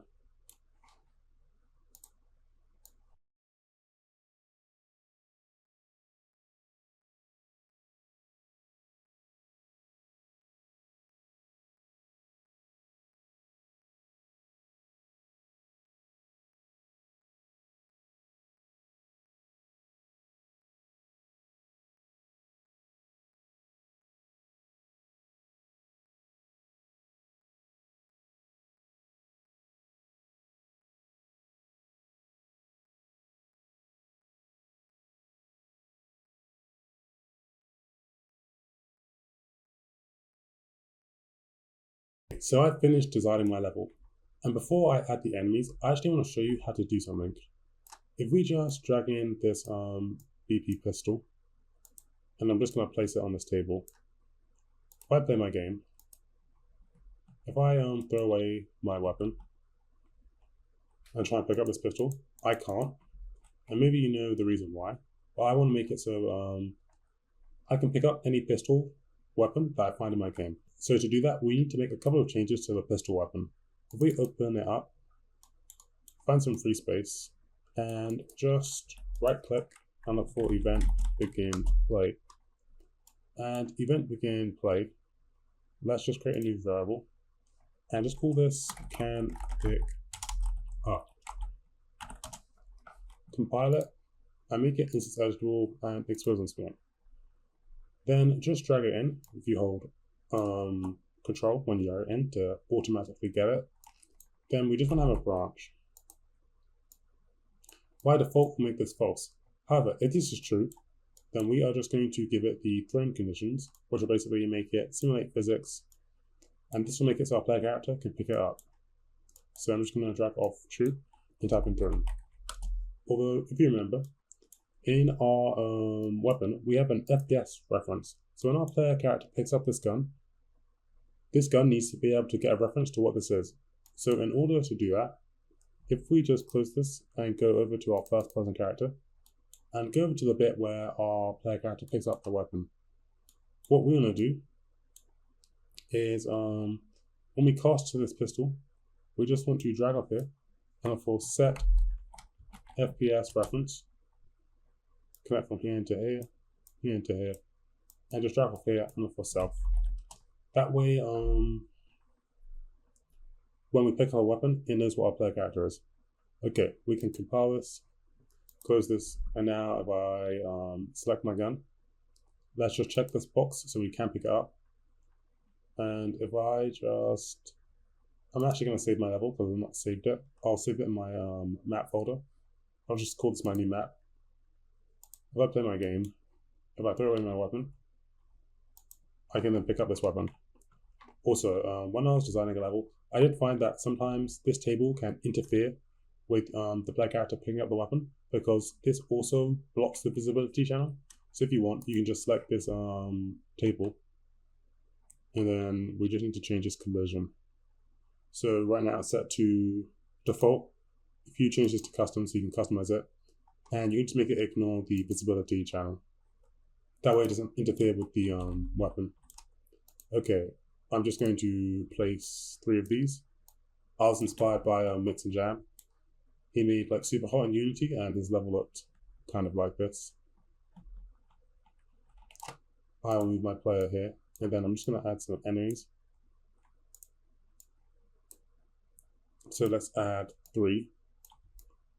And then I'm also going to add a nav mesh bounds volume. So let's go quickly add things to the project. Volumes and look for a nav mesh bounds volume. Just going to drag this down. I'll press P. Let's expand this.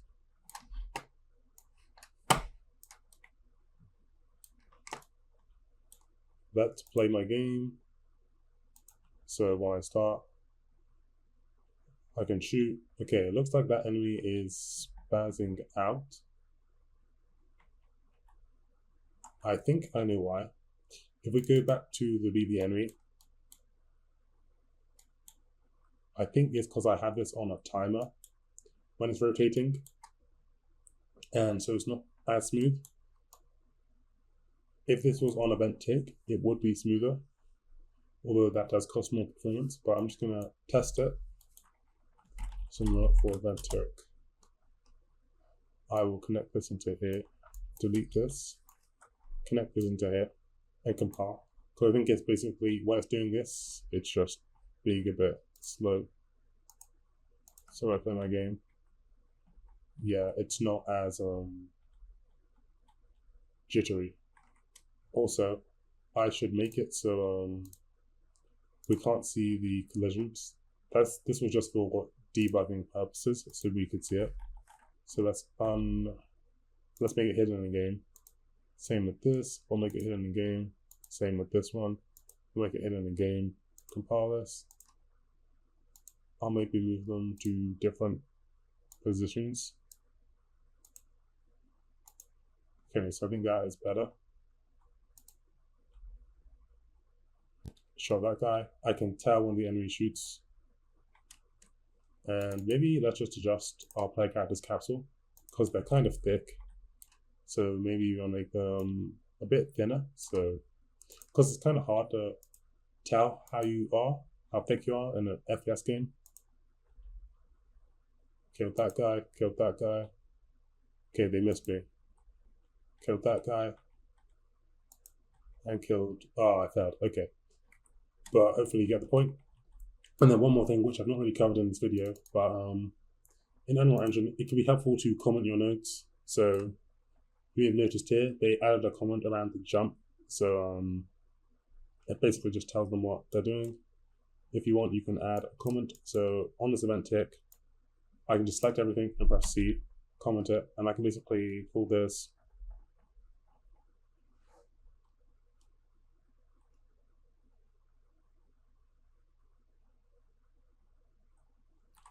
slow down.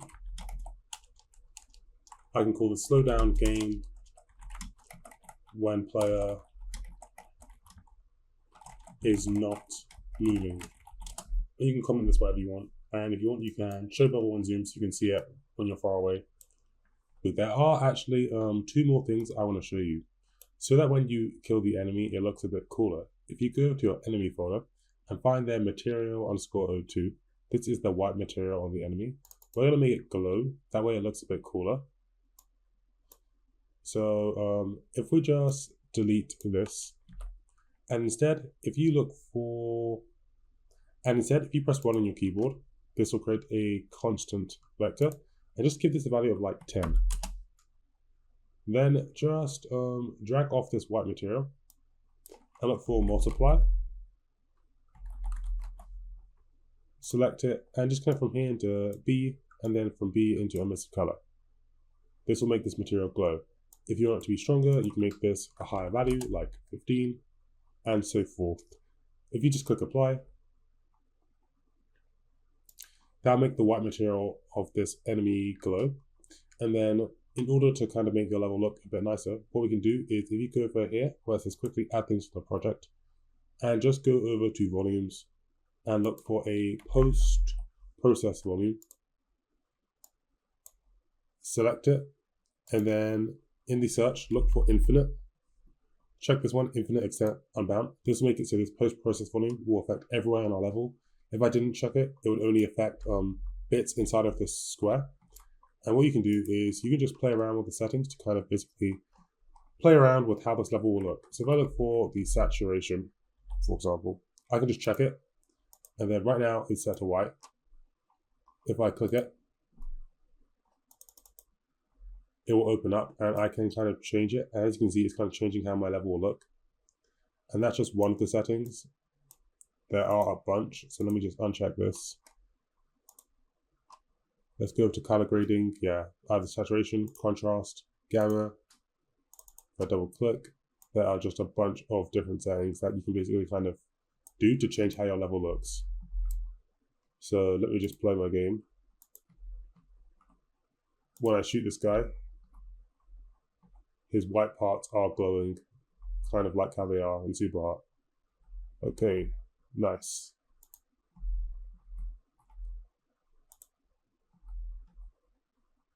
And then maybe this is a bit weird, but I actually feel I didn't like it being global time dilation 1.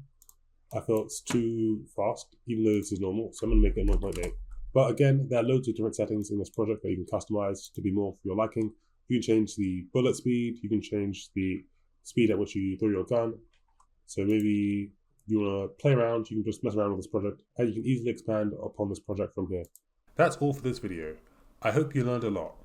If you want the complete project files, you can access them by being a member of my site, where you'll also get access to all of my other premium courses. If you enjoyed this video, make sure to like and subscribe, and I'll see you guys in the next one. Bye.